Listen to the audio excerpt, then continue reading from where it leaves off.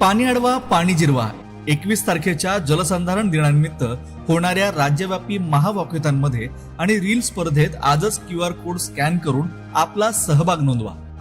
चला पाण्यासाठी एकत्र चालूया. मृद व जलसंधारण विभाग, महाराष्ट्र शासन.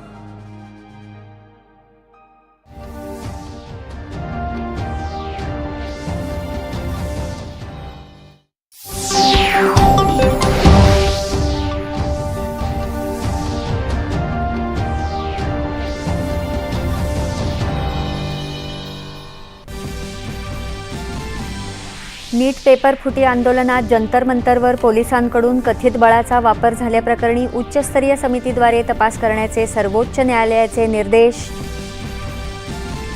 पंढरपूर विशेष पुनर्वसन धोरणाला राज्य मंत्रिमंडळाची मंजुरी. मंदिर परिसरातल्या सुमारे 4000 कोटी रुपयांच्या विकास कामांना मिळणार गती.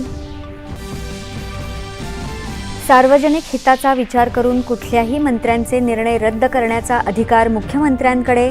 शासन आदेश जारी. महाराष्ट्रात परदेशी गुंतवणुकीच्या अनेक संधी असल्याचं सांगत Indo American chamber of commerce मध्ये मुख्यमंत्र्यांचं राज्यात गुंतवणुकीचं आवाहन. MMR प्रदेशात वाहतुकीला चालना देण्यासाठी मीरा भाईंदर ते वसई विरार मेट्रो मार्ग तसंच पुणे रिंग रोडच्या विस्तारीकरणाला मंत्रिमंडळ समितीची मंजुरी. राज्यात अन्न आणि औषध प्रशासन विभागाची उत्तम कार्यवाही सुरू असून ती सुरूच राहील अशी मुख्यमंत्री देवेंद्र फडणवीस यांची ग्वाही. राज्यात झालेल्या SIR मोहिमेत सुमारे 7,71,00,000 मतदारांची नोंदणी पूर्ण. 2,07,00,000 मतदार नाव समाविष्ट करण्यात ठरले अपात्र.